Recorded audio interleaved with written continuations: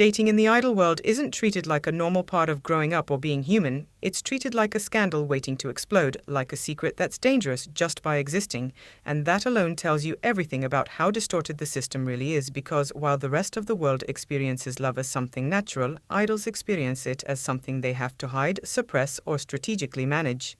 They don't just date like ordinary people, they gamble, they calculate, they weigh every emotion against the potential collapse of their career, because one leaked photo, one blurry image taken from across the street, one anonymous post online can flip public opinion overnight and turn admiration into criticism, support into outrage. And suddenly the same fans who once cheered become judges deciding whether that idol deserves to keep everything they've built. Which is why relationships don't feel like relationships at all, but like double lives where everything has to be split into two versions. The public persona that remains single, perfect and available, and the private reality that must stay invisible at all costs. And maintaining that split isn't romantic, it's exhausting, because it requires different phones, coded messages, deleted chats, fake names saved in contacts, and conversations that always carry the risk of exposure, turning something as simple as texting into a potential threat. And while companies may claim that dating bans are outdated, the truth is the control never disappeared. It just became quieter, more subtle, more psychological, where idols understand without being told that their opportunities, endorsements, and public image depend on how well they maintain the illusion. So the choice isn't really date freely, it's hide it perfectly or be ready to face consequences. And that pressure doesn't just come from companies, it comes heavily from fans too, because the industry has built a business model on emotional attachment, selling the fantasy of availability, the idea that the idol could belong to the fans in some emotional way. And when dating breaks that illusion, some fans don't react with understanding. They react with betrayal, as if something personal was taken from them, which turns a private relationship into a public controversy. And then there's the media culture that thrives on this exact tension, where paparazzi-style reporting doesn't simply observe but actively hunts, waiting for that one moment, that one mistake, turning love into exposure content, turning real emotions into clickable headlines, reducing relationships to proof, evidence, and scandal rather than something human, which is why idols often choose to date within their own industry, not necessarily because it's where love naturally happens, but because it's safer, because another idol understands the unspoken rules, the silence, the risk, the need to disappear, the need to pretend nothing exists. And even then, safety is relative because breakups don't always happen.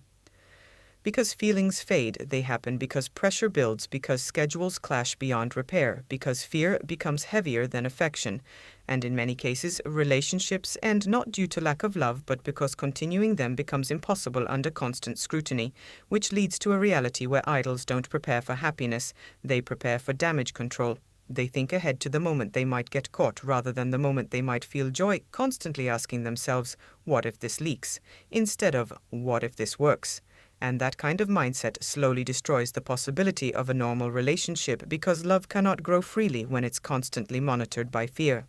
And in this system, image almost always outweighs emotional truth, which is why some idols remain publicly single even when they're not, because their brand is more valuable than honesty, because authenticity can cost more than it gives, and eventually everything reduces to a calculation where feelings are measured against risk, where the question stops being, do I like this person, and becomes, is this worth losing fans, deals, and reputation?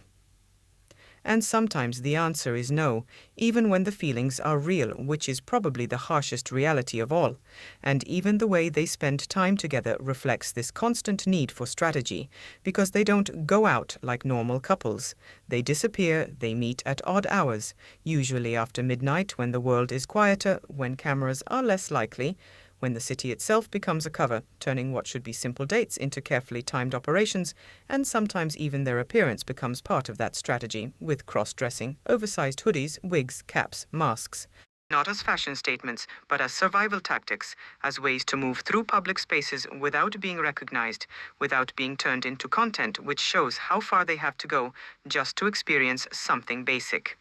And behind all of this, managers are not always the strict enforcers people imagine. Sometimes they know, sometimes they quietly help, adjusting schedules, creating gaps, looking the other way, acting less like authority figures and more like coordinators of secrecy because they understand that idols are human too, even if the system doesn't fully allow them to be. And the places chosen for dates reflect the same level of caution. Private villas, underground parking lots, trusted friends' houses, high-end restaurants with private rooms. Locations selected not for romance, but for invisibility, for distance from cameras and strangers, turning every meeting into something that feels closer to a secret mission than a casual hangout.